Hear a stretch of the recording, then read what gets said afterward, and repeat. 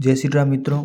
तो हम आज शुरुआत करते हैं जो कल अधूरा रह गया था पाठ उसकी।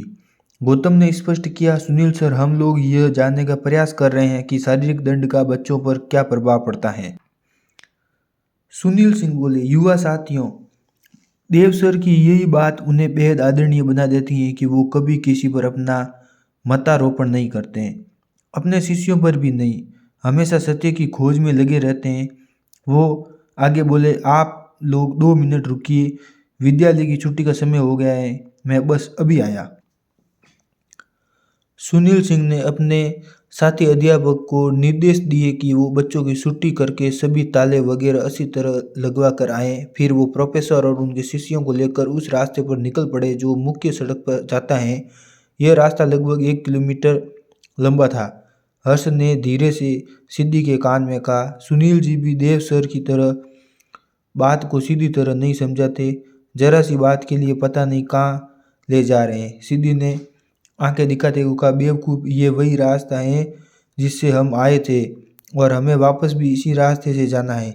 चलते चलते एक जगह सुनील जी ने सभी को रुकने का इशारा किया। सड़क किनारे कुछ किसान मजदूर गन्ने के खेत में काम कर रहे थे। सुनील जी ने जोर से किसी को आवाज़ लगाई।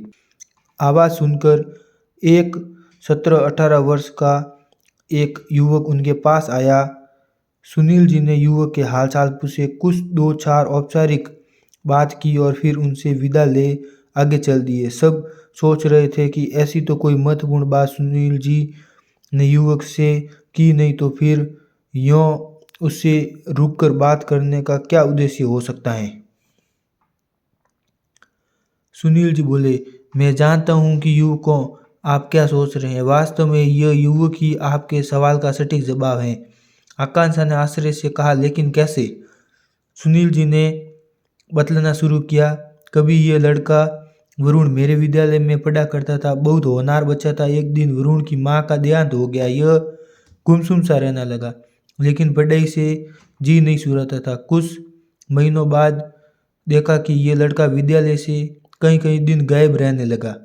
बहुत चिड़चिड़ा सा भी हो गया। अब वरुण पढ़ाई में भी पिछड़ने लगा था। मुझे इसे देखकर बहुत दुख भी होता और गुस्सा भी बहुत आता। कभी कभी तो वरुण का कई कई दिन स्कूल से गायब रहना मुझे इतना अकड़ता कि मैं इसकी खूब पिटाई कर देता। मैंने पाया कि पिटाई करने से भी इसकी उपस्थिति में कोई सुधार नहीं हुआ, बल्कि अब तो वरुण पढ़ाई में भी पिछड़ने लगा।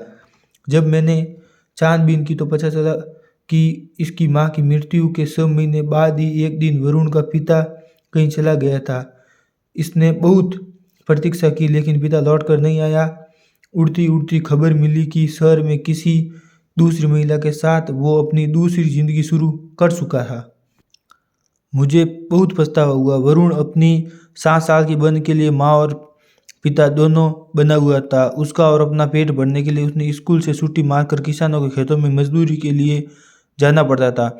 मैं तो उसकी समस्या को समझ गया था, लेकिन इंटर कॉलेज में उनके शिक्षक उनकी समस्या और मनोदशा को नहीं समझ पाए। एक तरफ अपनी और अपनी बहन के पेट के भूख और दूसरी तरफ विद्यालयों में कभी उपस्थिति को लेकर तो कभी कॉपी किताब न होने को लेकर शिक्षकों की लताड़ मारपीट। और फिर 2 दिन का ही गया जब यह बच्चा टूट गया, स्कूल छोड़ दिया हमेशा के लिए, किसानों के खेतों में नियमित रूप से मजदूरी के लिए जाने लगा।